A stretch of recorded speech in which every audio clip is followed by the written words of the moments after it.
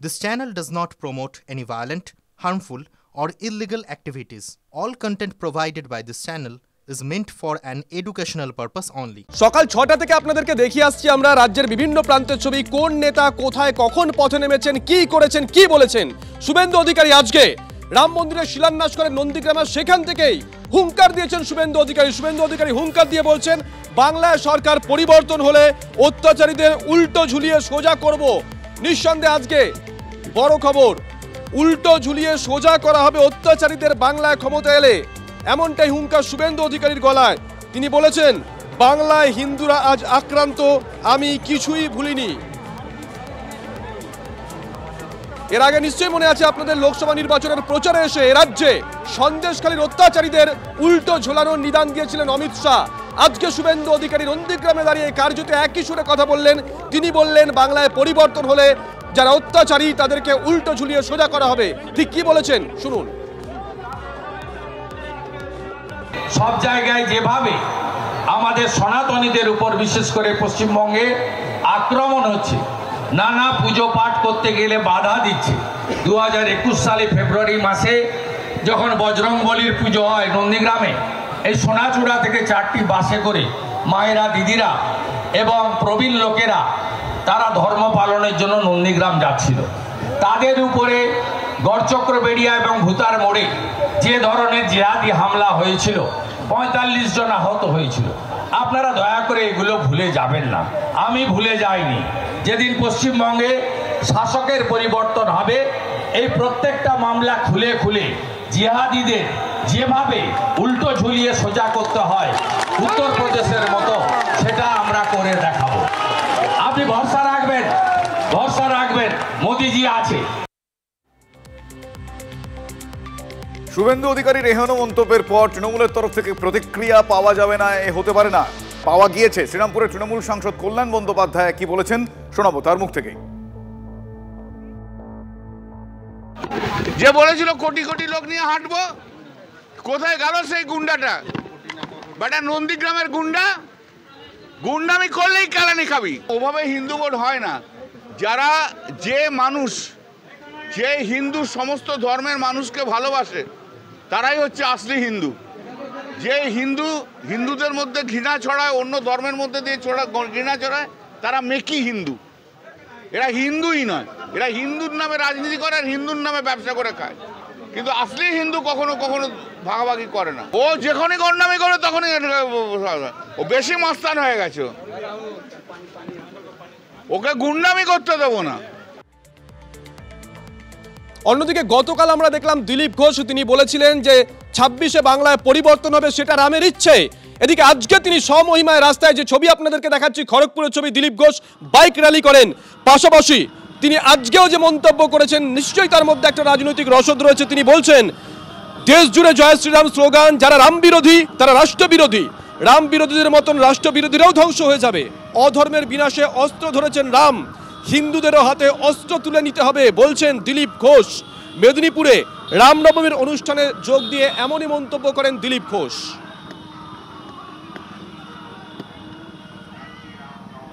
ভারতবর্ষে রাম রাজত্ব প্রতিষ্ঠা হচ্ছে। 2047-এর মধ্যে ভারত বিশ্বগুরু হবে, উন্নত দেশ হবে, আর রামের আদর্শকে নিয়ে যাবে। তাই প্রতিনিয়ত রাম নবমীতে দেখুন উৎসবের সংখ্যা বাড়ছে, পরিমাণ বাড়ছে, নতুন করে উৎসাহ বাড়ছে। পুলিশের কাজটা বাধা দেওয়া নয়, উৎসব সুচারুরূপে হয় তার জন্য সহযোগিতা করা। তারা যদি উল্টো করে, ব্যাপারটা উল্টো হবে। অন্যদিকে রামনবমীতে বিজেপির পালের হাওয়া কাটতে রাম স্মরণে তৃণমূলকেও দেখতে পাওয়া গিয়েছে। বাগবাজারে হনুমান মন্দিরে সাত সকালে আজ পুজো সারলেন মন্ত্রী শশী পাঁজা। শিলিগুড়িতে রাম পুজো করলেন মেয়র গৌতম দেব। বীরভূমে মিছিলে হাঁটলেন শতাব্দী রায়। ভাঙড়ে রামনবমীর মিছিলে তৃণমূল বিধায়ক শওকত মোল্লাকে দেখতে পাওয়া গেল। শুধু দেখতে পাওয়া গেল না, তিনি ভোগ রাঁধলেন সেখানে। ঠনঠনিয়ায় রামনবমীর শোভাযাত্রা দেখা গেল কুণাল ঘোষকে। ফটো তুলছিস তো? আজকের এই পুজোর মধ্যে কোনো প্রদর্শনের বিষয় নেই। আপনারা চলে এসছেন, এটা আলাদা বিষয়। এখানে কোনো প্রদর্শন নয়। মনের মধ্যে ভক্তি, শান্তি, স্বস্তি এবং মার্জিত। অনেক সময় আমরা দেখি যে ডিজে হচ্ছে, ঔদ্ধত্য দেখা যায়, দাম্ভিকতা দেখা যায়,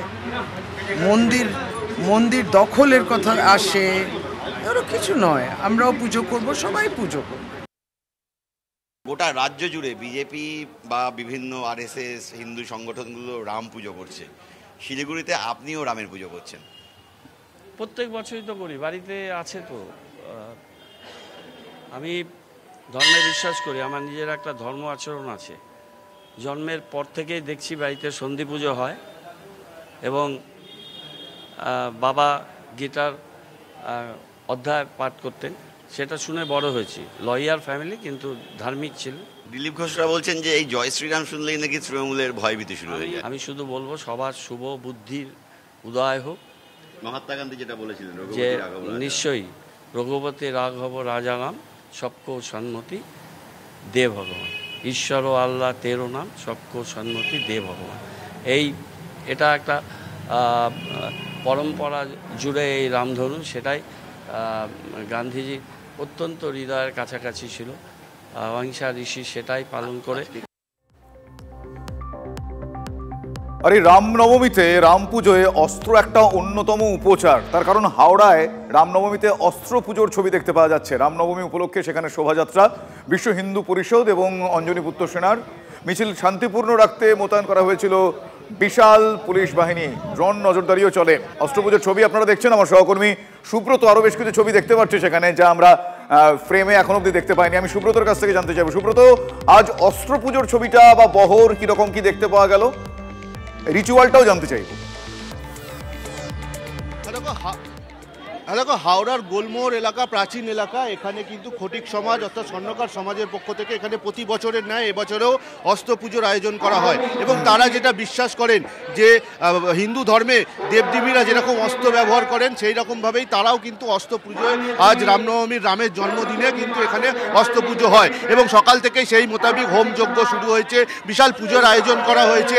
এবং তুমি দেখতেই পাচ্ছ, আমার ক্যামেরা পার্সন মাখন দাস এই ছবিটা দেখাচ্ছে, এখানে কিন্তু অস্ত্রকে রীতিমতো পুজো করা হচ্ছে এবং এখানে চাল কুমড়ো বলি হয়েছে। এখানেই কিন্তু এসেছিলেন উত্তর হাওড়ার বিধায়ক কিছুক্ষণ আগেই, তিনি কিন্তু এই অস্ত্র পুজোয় অংশগ্রহণ করেছেন, এখানে তিনি পুজো সেরেছেন।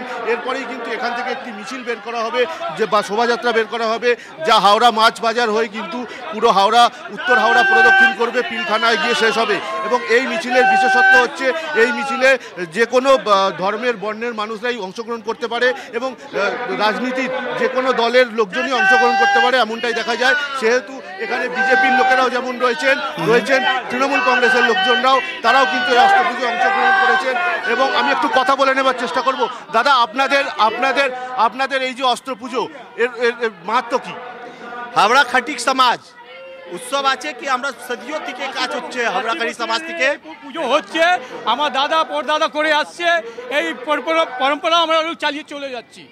এই অনেক পুরনো পুজো আছে, এই কেউ সামাজিক পুজো আছে, কেউ পার্টি পুজো নেই। একেবারে দেখো, আমি যেটা বলছিলাম যে এটাই কোনো রাজনৈতিক রং নেই, এটা সামাজিক পুজো। এবং খটিক সমাজ বছরের পর বছর ধরে এই উৎসব পুজো রামনবমীর এই বিশেষ দিনে তারা করে আসে।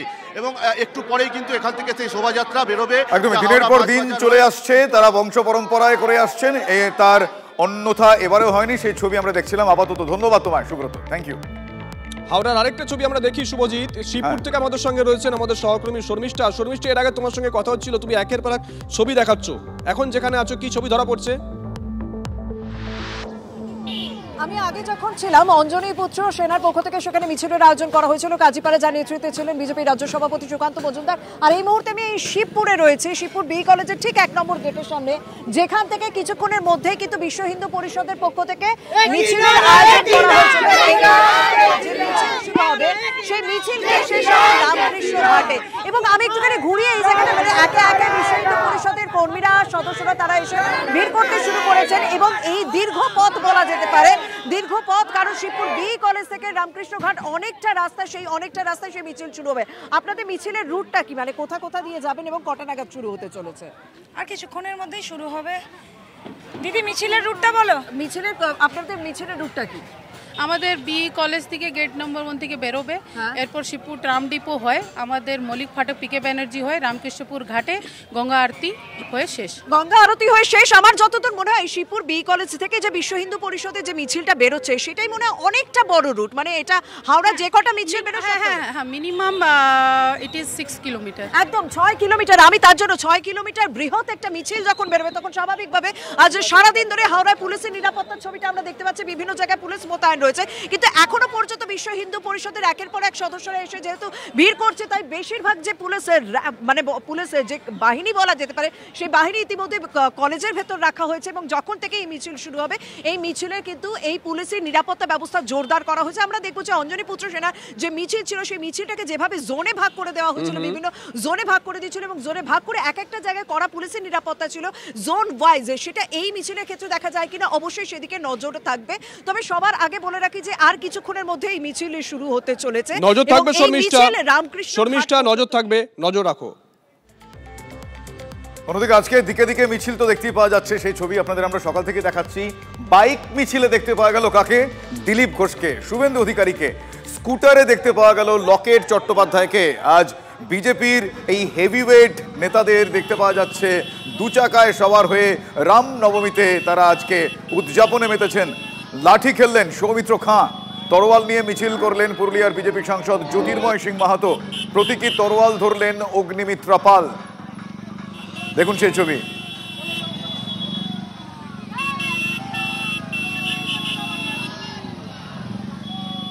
দিলীপ ঘোষের ছবি দেখছেন এই মুহূর্তে। বাইকে সওয়ার দিলীপ ঘোষ মেদিনীপুরে রামনবমীর শোভাযাত্রা, বাইক র্যালি।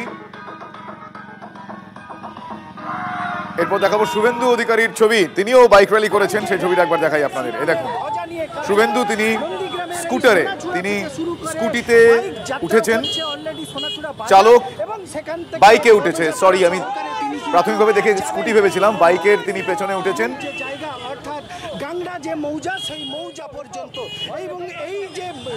এরপর সৌমিত্র খান ছবি দেখাবো পরপর। সৌমিত্র খাঁ তিনি আবার লাঠি খেলা দেখিয়েছেন, দেখুন সেই ছবি। সৌমিত্র খাঁ তিনি রামনবমীর আজকের মিছিলে একেবারে সামনে দাঁড়িয়ে লাঠি খেলা দেখাচ্ছেন, তার উদযাপন তার কায়দায় তিনি করছেন আজ সৌমিত্র খাঁ। আসুন এরপর দেখি জ্যোতির্ময় সিং মাহাতো তিনি কি করলেন। তিনিও হাতে তরোয়াল নিয়ে, যতটুকু ছবি দেখে বোঝা যাচ্ছে হয়তো আসল তরোয়াল প্রতীকী তরোয়াল হতে পারে, আমাদের জানা নেই সেটা। এই মুহূর্তে ছবি দেখে আমরা, আচ্ছা এরপর কি ছবি আছে পিসিআরকে আমি বলবো তার পরেরটা একটু প্লে করতে। এরপর পরপর ছবিগুলো আরো একবার দেখি, একসঙ্গে ছবিগুলো দেখি তাহলে আজকের দিনের উদযাপনের ছবিটা আমাদের দেখুন। একদিকে বিজেপি রামনবমী পালনের ছবি, একদিকে দিলীপ ঘোষ, অন্যদিকে শুভেন্দু অধিকারী, স্কুটিতে লকেট চট্টোপাধ্যায়, দু চাকায় আজকে দিলীপ ঘোষ, শুভেন্দু অধিকারী, লকেট চট্টোপাধ্যায়, রামনবমী পালন, বাইক র্যালি তাদের।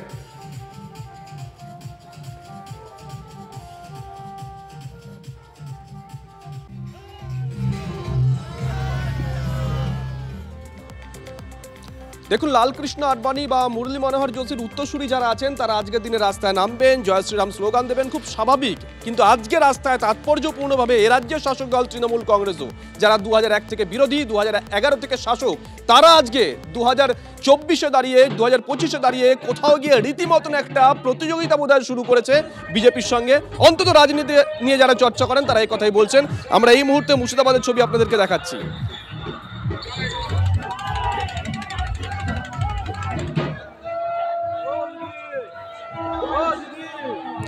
তৃণমূলের স্থানীয় নেতাকর্মীরা তারা আজকে এই মিছিল করেন। মুর্শিদাবাদের ছবি আপনাদেরকে আমরা দেখাচ্ছি।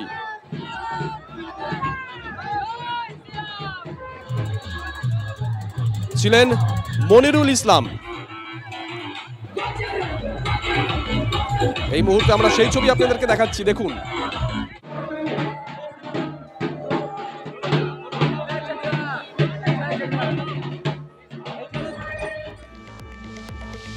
আপনাদেরকে বারবার আমরা এই ছবিগুলো দেখাচ্ছি, নেতার হাতে লাঠি, নেত্রীর হাতে অস্ত্র।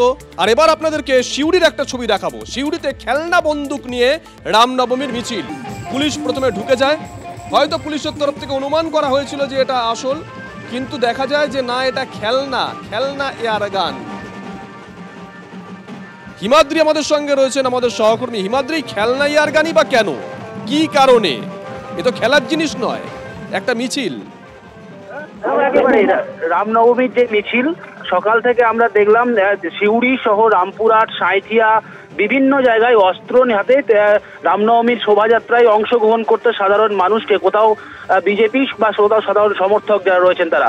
এরপর সিউড়ি সুরিপুকুর পাড়াতে যখন একটি শোভাযাত্রা বের করা হয়, সেখানে দেখলাম বেশ কয়েকজন যুবক তারা হাতে খেলনা, বন্দুক, এয়ার গান এই সমস্ত কিছু নিয়েছিলেন। এরপরই কিন্তু যাতে তাদেরকে ঘিরে কোনো উত্তেজনাপূর্বক পরিস্থিতি তৈরি না হয়ে যায় বা কোনো অপ্রীতিকর ঘটনা না ঘটে, বচসা শুরু না হয়ে যায়, সে কারণেই কিন্তু মিছিলের ভেতর শটান পুলিশ ঢোকে এবং সেগুলিকে তাদের হাত থেকে নেয় এবং বাজেয়াপ্ত করে। কিন্তু এই খেলনা এয়ারগান কেন তারা নিয়ে এসেছিলেন বা এই খেলনা বন্দুক নিয়ে কেন মিছিলে এসেছিলেন সেইভাবে কিন্তু স্পষ্টভাবে তারা কিছু বলেননি। যখনই পুলিশ তাদের কাছ থেকে সেই সমস্ত জিনিস বাজেয়াপ্ত করে, সাথে সাথে কিন্তু মিছিল থেকে অন্যত্র চলে যান তারা। ধন্যবাদ হিমাদ্রি। নানা রকমের ছবি, উদযাপনের ছবি বলাই বাহুল্য, সেই ছবি আপনাদের দেখাচ্ছিলাম আজ রামনবমী।